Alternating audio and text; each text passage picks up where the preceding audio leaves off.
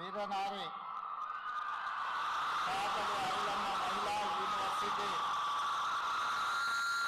Vice chancellor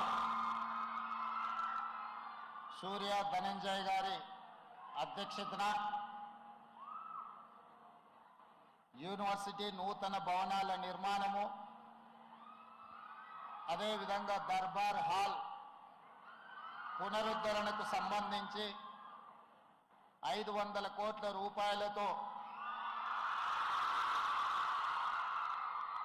అంతర్జాతీయ మహిళా దినోత్సవ సందర్భంగా ఒక పండుగ వాతావరణంలో 6500 మంది సోదరీమణుల సమక్షంలో ఈ కార్యక్రమాన్ని నడుపుకోవడం చాలా సంతోషకరమైన శుభదినం. ఈ కార్యక్రమంలో నాతో పాటు హైదరాబాద్ పార్లమెంట్ సభ్యులు అసదుద్దీన్ ఓవైసీ గారు, హైదరాబాద్ ఇన్ఛార్జ్ మినిస్టర్ మిత్రుడు పొన్నం ప్రభాకర్ గారు, హైదరాబాద్ మేయర్ గద్వాల విజయలక్ష్మి గారు, డిప్యూటీ మేయర్ గారు, రాజ్యసభ సభ్యులు, శాసనమండలి సభ్యులు, శాసన సభ్యులు, ప్రభుత్వ ఉన్నతాధికారులు, అదేవిధంగా యూనివర్సిటీల వివిధ తెలంగాణ రాష్ట్రంలో ఉన్న వివిధ యూనివర్సిటీల వైస్ ఛాన్సలర్స్, ముఖ్యంగా వీరనారి చాకలి ఐలమ్మ యూనివర్సిటీ విద్యార్థినులందరికీ మనస్ఫూర్తిగా అంతర్జాతీయ మహిళా దినోత్సవ సందర్భంగా శుభాకాంక్షలు తెలియజేస్తున్నా. ఈ యూనివర్సిటీ కళాశాలగా 1924 7 మంది విద్యార్థులతో మొదలై ఈరోజు దాదాపుగా 100 సంవత్సరాలు పూర్తి చేసుకొని 7000 మంది దాదాపుగా విద్యార్థినులతో ఈరోజు యూనివర్సిటీ అభివృద్ధి పదం వైపు నడవడం, మీరందరూ కూడా రాణించడం, అలాంటి 100 సంవత్సరాల చరిత్ర కలిగిన ఈ కోటి ఉమెన్స్ కాలేజీని యూనివర్సిటీగా ప్రకటించడమే కాదు,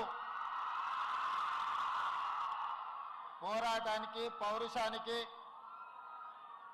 గడీలకు వ్యతిరేకంగా పెత్తందారి పోకడల మీద వీరోచితంగా పోరాడిన తెలంగాణ పౌరుషాన్ని ప్రదర్శించిన వీరనారి చాకలి ఐలమ్మ పేరు పెట్టుకోవడం ఇది తెలంగాణ ప్రతిష్టకే ఒక గొప్ప కీర్తి.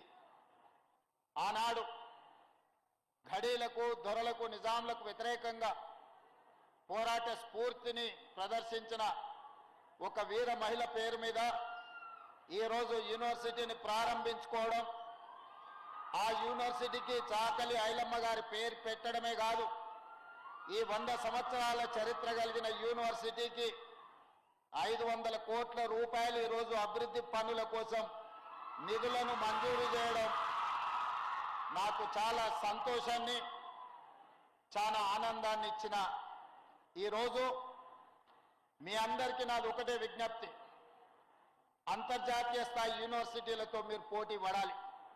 ఈరోజు ఆక్స్ఫర్డ్ కావచ్చు, స్టాన్ఫర్డ్ కావచ్చు, ఇట్లాంటి అంతర్జాతీయ యూనివర్సిటీలతోని మా వీరనారి చాకలి ఐలమ్మ విద్యార్థినులు పోటీ పడి డాక్టర్లుగా, లాయర్లుగా, ఇంజనీర్లుగా, ఐఏఎస్లుగా, ఐపీఎస్లుగా వివిధ హోదాలలో రాణించడమే కాదు, శ్రీ రాజీవ్ గాంధీ గారి కన్న కలలు మహిళలకు రాజకీయాలలో రిజర్వేషన్లు ఉండాలి అని మొట్టమొదట స్థానిక సంస్థలలో మహిళా రిజర్వేషన్లను నాడు తీసుకొచ్చిండు. ఆ మహిళా రిజర్వేషన్లలో భాగంగానే హైదరాబాద్ మేయర్గా గద్వాల విజయలక్ష్మి గారు ఈరోజు మీ ముందు ఉన్నారు. స్థానిక సంస్థల నుంచి చట్టసభలలో మహిళా రిజర్వేషన్లు తీసుకురావాలని రాజ్యసభలో ఆనాడు శ్రీమతి సోనియా గాంధీ గారి నేతృత్వంలో రిజర్వేషన్లను అమలు చేయాలి అని బిల్లు ఆమోదించి ఈ మధ్యకాలంలో లోక్సభలో కూడా మహిళా రిజర్వేషన్ ఆమోదం పొందింది. రాబోయే ఎన్నికల్లో అది శాసనసభ కావచ్చు, పార్లమెంట్ కావచ్చు, 33% మహిళలకు అసెంబ్లీలో లోక్సభలో సీట్లు ఇచ్చే పరిస్థితి వస్తుంది. ఖచ్చితంగా 33%లో మీరు ఉండాలి. మీలో ఉన్న నాయకత్వ లక్షణాలను పెంపొందించుకోవాలి. ఈ తెలంగాణ రాష్ట్రానికి, దేశానికి ప్రజాప్రతినిధులుగా చట్టసభలలో మీరు అడుగు పెట్టాలి అని నేను బలంగా ఆకాంక్షిస్తున్నాను. ఈ దేశం అభివృద్ధి పదం వైపు నడవాలి అంటే మహిళల భాగస్వామ్యం పెంచాలి. ఈ దేశానికి ప్రధానమంత్రిగా శ్రీమతి ఇందిరాగాంధీ గారు, రాష్ట్రపతిగా ప్రతిభా పాటిల్, లోక్సభ స్పీకర్గా మీరా కుమార్, ఈ విధంగా చెప్పుకుంటూ వెళ్తే 25 సంవత్సరాలు కాంగ్రెస్ పార్టీ అధ్యక్షురాలుగా శ్రీమతి సోనియా గాంధీ గారు మహిళలు బలమైన నాయకత్వాన్ని అందించిన చరిత్ర ఈ దేశానికి ఉన్నది. మహిళలకు అవకాశం వస్తే నిరూపించుకోవడం. ఈరోజు తెలంగాణ రాష్ట్ర చీఫ్ సెక్రటరీగా శాంతి కుమార్ గారు ఉన్నారు. మీ ఎడ్యుకేషన్ సెక్రటరీగా యోగితా రాణా గారు ఉన్నారు.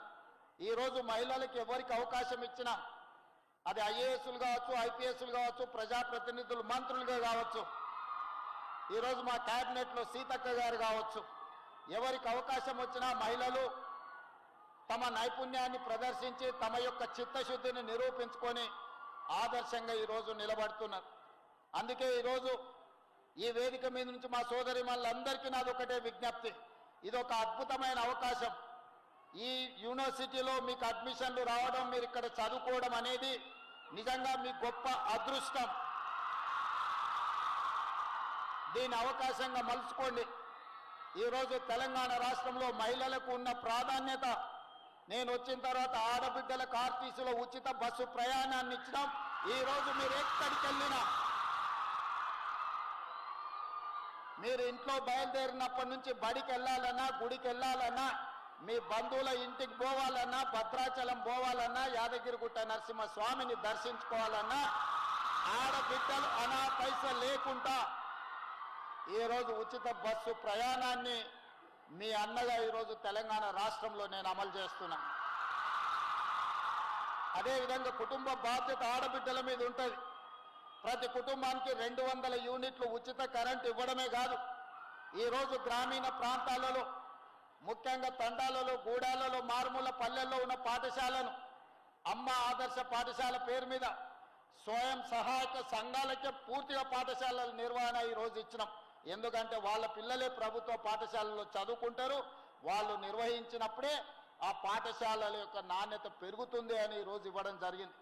ఇదే కాదు, స్వయం సహాయక సంఘాలకు ఈరోజు పాఠశాలలలో పిల్లలకి ఇచ్చే రెసిడెన్షియల్ స్కూల్స్లో డ్రెస్సులు ఏవైతే స్టిచ్చింగ్ ఉన్నాయో 1,30,00,000 జతలు బట్టలు కుట్టే బాధ్యత కూడా ఈరోజు స్వయం సహాయక సంఘాలకే ఇచ్చడం, కార్పొరేట్ కంపెనీలకు ఇవ్వకుండా అని మా సోదరి మళ్ళకి నేను ఈరోజు చెప్పదలుచుకున్నా. ఈరోజు ప్రభుత్వం వైపు నుంచి ఆడబిడ్డల్ని వంటింటి కుందేలుగా కాదు, ఆడబిడ్డలు కూడా ఎంటర్ప్రినర్స్గా రాణించగలుగుతారు, వ్యాపారాలు చేయగలుగుతారని ఈరోజు ఆర్టీసీలో మా పొన్నం ప్రభాకర్ గారి శాఖలో 1000 ఆర్టీసీ ఎలక్ట్రిక్ బస్సులు స్వయం సహాయక సంఘాలకు కొని ఈరోజు మనం అంకితం చేయబోతున్నాం. అదేవిధంగా సోలార్ పవర్ అంటే అదానీ అంబానీ కార్పొరేట్ కంపెనీలే వ్యాపారం చేస్తారని అనుకునేది.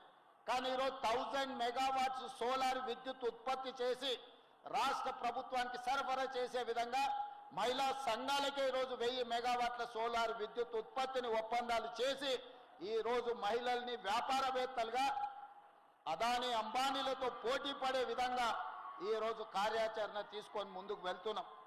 ఇంకా చాలా చేయాల్సిన అవసరం ఉన్నది. అన్నిటికంటే ముఖ్యంగా మహిళలు రాణించాలి అంటే చదువుకోవాలి. కుటుంబ బాధ్యతలను నిర్వహించుకుంటూనే విద్యలో రాణించినప్పుడే మీ కుటుంబాలు బాగుపడతాయి. అందుకే విద్యకు అత్యంత ప్రాధాన్యత ఇచ్చి ఈరోజు మీ యూనివర్సిటీ యొక్క మొత్తం ఇన్ఫ్రాస్ట్రక్చర్ని పూర్తి స్థాయిలో అంతర్జాతీయ ప్రమాణాలతో నిర్మించడానికి 500 కాదు, ఇంకా అవసరమైతే 100-200 కోట్లు ఎక్స్ట్రా అయినా రాష్ట్ర ప్రభుత్వం ఇస్తుంది. 2.5 సంవత్సరాల ఈ మొత్తం కన్స్ట్రక్షన్స్ అంతా కంప్లీట్ కావాలి. వేదిక మీద ఉన్న అధికారులకు నేను ఆదేశాలు ఇస్తున్నా.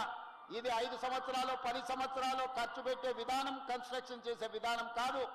30 నెలల్లో 100% ఈ యూనివర్సిటీ అంతర్జాతీయ స్థాయిలో నిర్మాణాలు పూర్తి కావాలి. నిరంతరం స్వయంగా నేనే పర్యవేక్షించి నిధులకు ఎలాంటి ఇబ్బంది లేకుండా మీ హాస్టల్స్ కానీ, మీ క్యాంపస్ కానీ, మీ ఆడిటోరియం కానీ, మీ ప్లే గ్రౌండ్స్ కానీ మీకు ఎలాంటి ఇబ్బంది జరగకుండా 100% ఈ క్యాంపస్ని అభివృద్ధి చేసే బాధ్యత నేను తీసుకుంటున్నా. మీరు నాకు ఇవ్వాల్సిన మాట ఒక్కటే, మీరు బాగా చదువుకోవాలి, రాణించాలి, మీరు జీవితంలో ఉన్నత శిఖరాలకు ఎదగాలి. అప్పుడే మీ తల్లిదండ్రుల యొక్క ఆకాంక్ష నెరవేరుతుంది, తెలంగాణ రాష్ట్రం బలపడుతుంది. మీరందరూ కూడా ఉన్నత విద్య వైపు రాణించాలని కోరుకుంటూ మీ అందరికీ మరొకసారి అంతర్జాతీయ మహిళా దినోత్సవ శుభాకాంక్షలు తెలియజేస్తూ మీ అందరి దగ్గర సెలవు తీసుకుంటున్నా.